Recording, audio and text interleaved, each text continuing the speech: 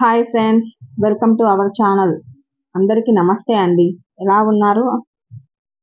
మీరు అందరూ సంతోషంగా ఉండాలని మనస్ఫూర్తిగా కోరుకుంటూ, మీలో ఎవరైనా ఫస్ట్ టైం మన ఛానల్ని చూస్తున్న వాళ్ళు తప్పకుండా సబ్స్క్రైబ్ చేసి పక్కనున్న బెల్ ఐకాన్ని క్లిక్ చేసి ఆల్ అని క్లిక్ చేయండి.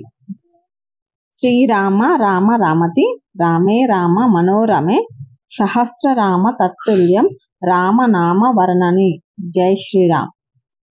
మీకు ఈరోజు నేను అద్భుతమైన సమాచారాన్ని ఈ వీడియోలో అందించబోతున్నాను. ఈ వీడియోని స్కిప్ చేయకుండా తప్పకుండా లాస్ట్ వరకు చూడండి. రామనామాన్ని ప్రచారం చేయవలసిన సందర్భం వచ్చింది అని మాత్రం ఈ వీడియో ద్వారా మీరందరికీ తెలియజేయాలని అనుకుంటున్నాను. ఎందుకు అంటే మీకు అందరికీ తెలిసిందే, జనవరి 22వ తారీఖు 2024వ సంవత్సరంలో జరగనున్న శుభ సంకేతం. 500 ఏళ్ల తర్వాత శ్రీరామచంద్రమూర్తి బాలరామునిగా జన్మించడం, స్వామి వారికి సంబంధించిన పునఃప్రతిష్ఠ కార్యక్రమాలు అయోధ్యలో జరగనున్నాయి. అయోధ్యలో స్వామివారు తిరిగి శ్రీరామచంద్రమూర్తిగా పరిపాలన సాగించేందుకు ఈసారి పరిపాలన ధర్మపాలన రామరాజ్యం మళ్ళీ వస్తుంది అని మొత్తం భారతమంతా కూడా జై శ్రీరామ్ నినాదంతో మారుమోగుతుంది. ప్రతి ఇంటికి కూడా శ్రీరామమూర్తి వస్తున్నాడు అని సంకేతంగా కాశ్మీరు నుండి కన్యాకుమారి వరకు ఇప్పటికే అయోధ్యలో ఉండే రామాలయం ట్రస్టు అక్షింతలను పంపించడం జరిగిందండి. ఆ అక్షింతలు ఈ పాటికే మీలో కొంతమంది ఇంటికి చేరాయి అని అనుకుంటున్నాను. దీనికి సంబంధించిన పూర్తి సమాచారం ముందు వీడియోలో పెట్టాను. ఇంతకు ముందు పోస్ట్ చేసిన వీడియోలో అక్షింతలు ఇంటికి వచ్చాక ఏమి చేయాలో అని వివరంగా చెప్పాను. ఆ వీడియోని ఎవరైనా చూడకపోతే చూడండి. ఆలయ ట్రస్ట్ వాళ్ళు ప్రతి ఒక్కరిని అయోధ్యకి రండి అని పిలవలేం కదా.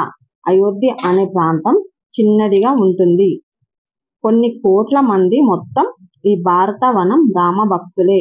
అందుకే అయోధ్యకి అందరూ ఒకేసారి వచ్చి ఇబ్బంది పడతారు అని ఉద్దేశంతో నెల రోజుల పాటు స్వామికి జరుగుతున్న పూజాది కార్యక్రమంలో భాగంగా ఫస్ట్ పూజగా స్వామివారి ఆలయంలో అక్షింతలతో పూజ చేశారు.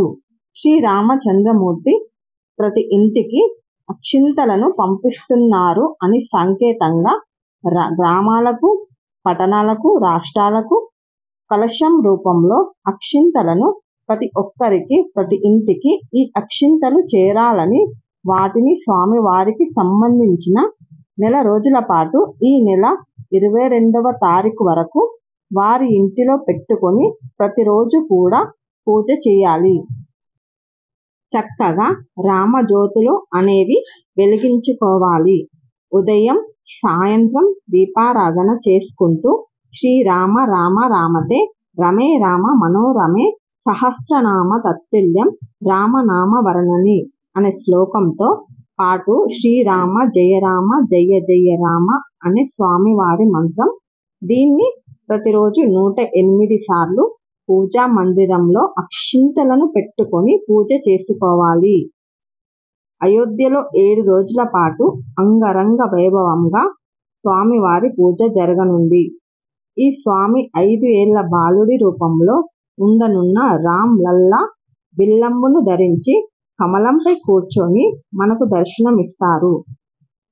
జనవరి 16 నుండి 22 వరకు దీన్ని మనం కూడా 7 రోజుల పాటు మన అందరం కూడా రామనామ ధ్యాసలో మనం గడిపితే శ్రీరామచంద్రమూర్తి మన ఇంటికి వస్తాడు. రామనామం ఎక్కడ ఉంటుందో ఆంజనేయుడు కూడా అక్కడే ఉంటాడు అని విషయం మన అందరికీ తెలుసు. కాబట్టి స్వామివారి నామస్మరణ జరగాలి, అందరూ కూడా ఉండాలని అనే ఉద్దేశంతో ఆలయ ట్రస్ట్ కొన్ని సూచనలు చేసింది. జనవరి 16న అయోధ్యలో జరిగే క్రతువును చూస్తే 16వ తారీఖు వేద పండితులతో హోమం జరగబోతుంది.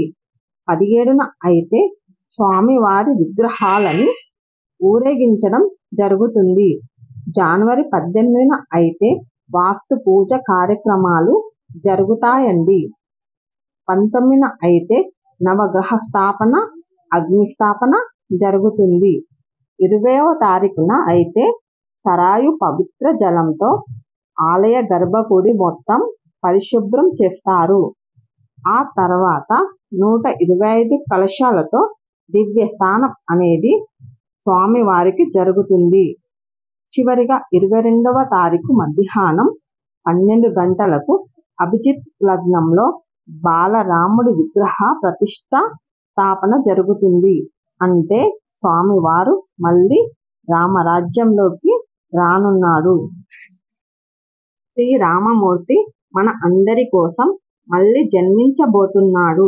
మళ్ళీ మన రామరాజ్యాన్ని మన అందరికి అందించబోతున్నాడు.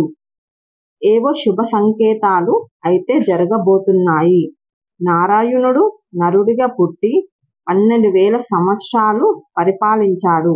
మళ్ళీ 500 ఏళ్ల తర్వాత మళ్ళీ రామరాజ్యం వస్తుందని సంకేతాలు ఇస్తూ మళ్ళీ పుడుతున్న శ్రీరామమూర్తి మన అందరి కోసం రామరాజ్యం ఖచ్చితంగా రాబోతుంది అనే సంకేతం మన అందరికీ ఇస్తున్నాడు. అక్షింతలు వచ్చిన వాళ్ళు, రాని వాళ్ళు అనేటువంటి లేకుండా 16 నుంచి 22వ తారీఖు వరకు కూడా మన ఇంట్లోనే ఒక పండుగ జరగబోతుందని ఉద్దేశంతో పూజను నిర్వహించుకోవాలి. ఆలయ ట్రస్ట్ వాళ్ళు తెలియజేస్తున్నారు. మీరందరూ రేపటి నుండి రామనామ స్మరణతో గడపడం, సుందరకాండ పారాయణం చేయాలన్నా, రామకోటి రాయాలన్నా లేదా రామునికి సంబంధించినటువంటి విశేషాలు, పూజలు, వ్రతాలు చేయాలనుకున్న 16 నుండి 22 వరకు చాలా మంచి సమయం. స్వామివారు స్వయంగా నా వేడుకకు మీరు రండి అని పంపించిన అక్షింతల ద్వారా భూప్రపంచమంతా కూడా పూర్తిగా పునీతమైపోయింది. ప్రతి ఒక్కరికి అక్షింతలు రావడంతోనే మీరు ఇకపై రామరాజ్యం రాబోతుంది. అధర్మంగా ఉంటే ఏం జరుగుతుంది, ధర్మంగా ఉంటే ఎలా జీవించగలుగుతామో సంకేతాలు ప్రతి ఒక్కరు గుర్తు పెట్టుకోవాలి అనే అవగాహన అందరిలో వచ్చేసింది. మళ్ళీ వస్తున్నటువంటి రామరాజ్యంలో రాముని మెప్పుని పొందాలంటే ఎవరికి వారే పోటీ పడాలి. మీరందరూ తప్పకుండా రామనామ స్మరణలో అయితే గడపండి. మీరందరూ మాత్రం చివరి 7 రోజులు మాత్రం భక్తి శ్రద్ధలతో నాన్ వెజ్ మాత్రం లేకుండా సాత్విక ఆహారం తీసుకొని రామనామ స్మరణలో గడిపితే కనుక మనం కూడా ఆ శక్తిని ప్రకృతికి అందించి పరిపాలన సాగించాలి. స్వామి చెడుని పాలద్రోలి స్వామి ఇకపై మాకు ఉన్న ఈ కష్టాలన్నింటినీ తీసేయు స్వామి అని చెప్పి ఏ ఇంటిని ఆ ఇంటిని అయోధ్యగా భావిస్తూ నా ఇంటిని శ్రీరామచంద్రమూర్తి పాలించబోతున్నాడు అని భావనలో ఉండి ఇకపై శ్రీరామచంద్రమూర్తి నా ఇంటికి రాజు, ప్రతి ఇల్లు అయోధ్యగా మారాలి, నా ఇంటికి శ్రీరాముడే రాజు, స్వామివారు చూసుకుంటాడు అనే భావనలో మనందరం ఉండాలి. చివరి 7 రోజులు పూజలు చేయడానికి ప్రయత్నించండి. కుదరకపోతే 22వ తారీఖు అయినా ఇంటిని పరిశుభ్రంగా చేసుకొని ధర్మ జ్యోతులు 5 జ్యోతులు ప్రతి ఇంట్లో ఖచ్చితంగా వెలిగించమని ఆలయ ట్రస్ట్ వారు సూచించారు. ప్రతి ఇంట్లో ఆ రోజు 5 జ్యోతులు వెలిగించి పునఃప్రతిష్ఠ కార్యక్రమాలను టీవీల్లో చూస్తూ ఉండాలి. ఆ సమయంలో స్వామివారి రామనామస్మరణలో ఉండాలి. ఆ రోజు అక్షింతలను మన మీద వేసుకొని లేని వాళ్ళు ఆ అక్షింతలను ఆశీర్వాదంగా అందించి మనం అందరం కూడా జరుపుకోవాలి అని ఆలయ ట్రస్ట్ వారు సూచన అనేది చేయడం జరిగిందన్నమాట. 22వ తారీఖున ఒక పండుగ లాగా రామ దీపావళిగా మనం అందరం కూడా జరుపుకోవాలి. అయోధ్యలో పూజ అనేది జరగకుండా అక్షింతలు ఎలా వచ్చాయి అనే సందేహం మన అందరిలో వస్తుంది. పెద్దవాళ్ళు, అక్కడ ఉన్న పీఠాధిపతులు ఆలోచించినటువంటి నిర్ణయం ఏమిటంటే, ఇక్కడ రాముడి యొక్క ప్రతిష్టాపన జరుగుతుంది, ఆలయ నిర్మాణం జరుగుతుంది. ఆ రోజున మనం అందరినీ పంపించడానికి కుదరదు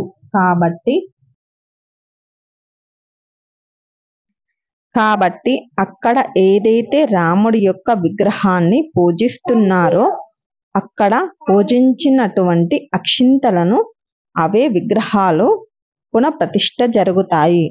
మూల విగ్రహాలు అనేవి అవే ఉంటాయి అని తెలిసిన విషయమే. ఇన్ని రోజులు పూజలు అందుకున్న విగ్రహాల యొక్క పూజించినటువంటి అక్షింతలు శుభానికి సూచిక. 22వ తారీఖున తప్పకుండా ఇంటిని పరిశుభ్రంగా చేసుకొని ధర్మజ్యోతులను ప్రతి ఇంట్లో ఖచ్చితంగా వెలిగించుకోవాలి. ఈ వీడియో కనుక మీకు నచ్చితే లైక్ చేయండి, షేర్ చేయండి. మరిన్ని వీడియో కోసం అంజు తెలుగు అమ్మాయి వ్లాగ్స్ ఛానల్ని సబ్స్క్రైబ్ చేసుకోండి.